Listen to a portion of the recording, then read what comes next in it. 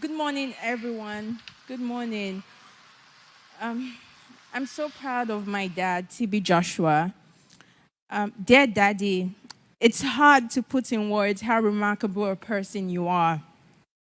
I had the good fortune of having you as a father who sowed the seed of imperishable values of hard work, discipline, generosity, and a host of other virtues too numerous to recount. I remember the countless times you called me in boarding school, asking me about my favorite subjects, how my exams went, and for some reasons, asking me to predict what I think I got in every test. I truly appreciated that you took your time out of your busy schedule to call me.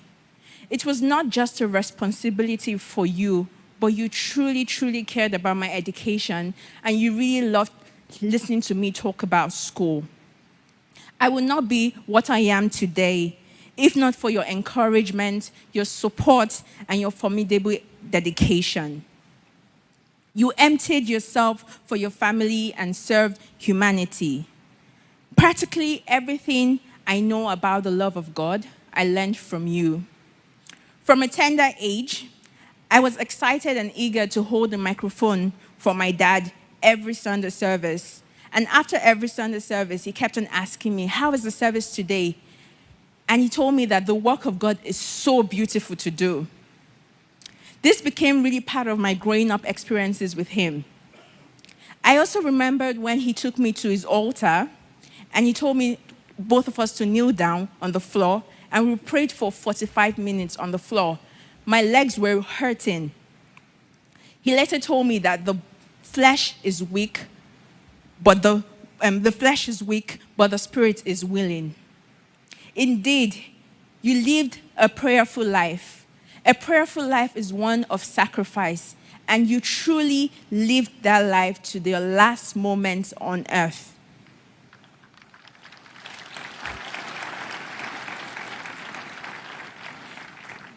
I am in awe of your love and fear of God, and I really truly understood that at a very young age, my dad would give his time, his dedication for this work. I would truly miss your conversations with me on a daily basis about life and moral. Daddy, as it was typical with you, your conversation always retained a sense of humor and mystery. If anyone lived a fulfilling and yet deliberately enigmatic life, it was you. I will truly I will truly miss your wisdom, your knowledge, your mystery, and your humor. You have lived a life of unwavering commitment to passion and service. I have no reservation to say that my dad had the biggest heart that I know of, and he was a true humanitarian to this generation.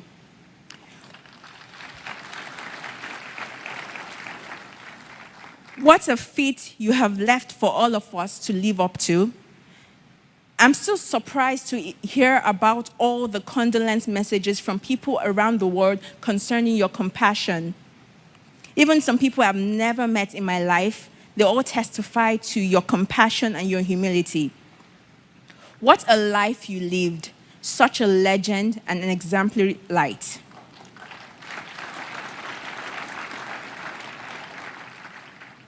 I believe that by God's grace and your peculiar sense of time, that while we were not ready, you were fully prepared for the call home. Rest in peace, Daddy. Your loving daughter, Sarah.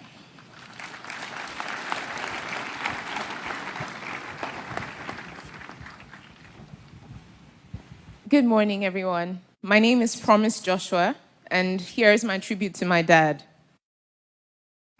As devastated as I was upon hearing about the news of my dad's passing, I can't say that I was completely unprepared for that day. Growing up as a biological daughter to a man like Prophet TB Joshua, my dad raised me to understand that he was on a mission in this world. For him, life on earth was spiritual warfare, not a place to get too comfortable like it was home. He essentially lived each day like it was his last, with most of his time spent at his prayer mountain, utterly focused on executing an assignment that only him seemed to be in the know of what the instructions were. Since I became more socially aware and more inquisitive about my dad's life, I realized that the implication of such a lifestyle was that once he was done accomplishing what he was sent for, he will be called back home to the one who sent him. I must say that my dad did an excellent job at preparing me mentally, emotionally, spiritually, and even physically for a moment like this. I remember the conversations we had, particularly last year, when I spent over a year with him at his prayer mountain, right before he eventually released me to pursue my master's. He said to me, "Before I release you, you have to spend nothing less than 6 months with me. Then you can go and do whatever you want to do." I ended up spending over a year with him. I saw him almost every day of that year. He'll tell me about how I needed to strengthen my relationship with God, carried me along at least 3 out of the countless times that he dedicated to prayer in a day. Most mornings, he would wake me up, would do our morning exercise routine, and we would have conversations about the most random topics. There was no aspect of my life that he didn't try to leave a positive footmark on in that year. By the time he was done with me and ready to release me back into the world, there was this sense of fulfillment that I observed in both of us. In retrospect, the memory of this moment is a place where I find solace now that he has passed on. I remember our trips to Arigidi Akoko, Ondo State. He made sure that I was present when he was visiting the old people in town. He would ask me to kneel with him as we kindly asked the elders to accept our gifts. They would pray for us. He would look at me and say, "This is the good life." I remember our trips from his new site to his old site. I would fall asleep in the car, and he would always make a point to wake me up to ensure that I was observing my environment, to see the reality of life for thousands of Nigerians. He'll tell me never to think that I was more deserving of the life that I had as a result of the grace of God in his life than the people that were on the street. For me, this was an important lesson that shaped my perspective and daily interactions. Lastly, Daddy, I want to say thank you for being such an exceptional role model. Your life is a living testimony of how God can raise a young boy from an underprivileged background with so much passion and zeal for God's work and use him in extraordinary ways. It is also a testimony of the extent to which one person's life can make such a massive positive impact in the world, with the thousands of lives that bear witness to the positive mark that you've made in their lives and in this world. I'm so proud to be your daughter, Daddy. Till we meet again in heaven, Dad. From Pom Pom, as he usually calls me, your twin.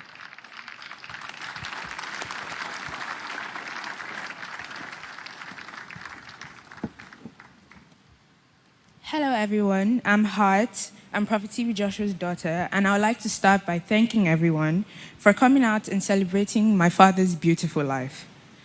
On that dreadful day, the 5th June 2021, my father, Prophet TB Joshua, departed this world to join his father in heaven, and it hasn't been the same for me again. I don't have many words to express how much I love and miss him, me, Daddy's girl. From a tender age, he showed me that his love for me was immeasurable, and I will forever love him for that. In the world where men were seeking fame, my father had a dedicated group of men, women, boys, and girls who loved the very ground which he walked on. He was clean in heart, in body, and mind, and I shall never forget the special smile, caring heart, and forever warm embrace. Knowing that I had someone who I could call on anytime and pour out my all to was one of the greatest parts about having a mighty man as a father.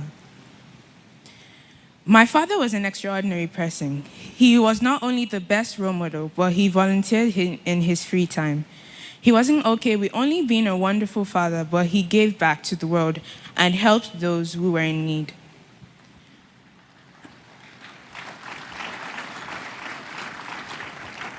As we may all know, my father's notable feature was his charisma. He could lift any room he walked in with just his presence and a smile. And not only did he apply this in his work as a televangelist and philanthropist, but in his daily life as a father. My father always had a smile on his face regardless of any situation and would never let anything trouble him.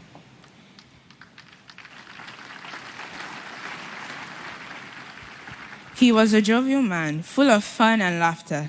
He played uncountable jokes with me and my sisters, and sadly is leaving a hole in our hearts, which no one can fill. One of my favorite memories with my dad was the time where he got me my first bike. I was elated and bouncing with joy. I had been pressuring him countless times for a bike, but he pushed me aside, so I guessed he didn't want to get it from me. I tried my best to make him aware of the fact that I was angry by making odd faces in front of him.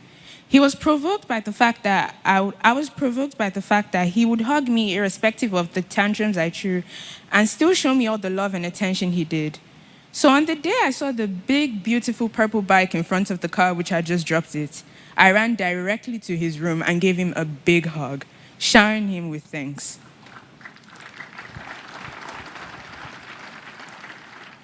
I cherish every moment I had with my father, and I know he's smiling down at us right now. I am saddened that death took him away from us, but God said, in all things, we should give him thanks.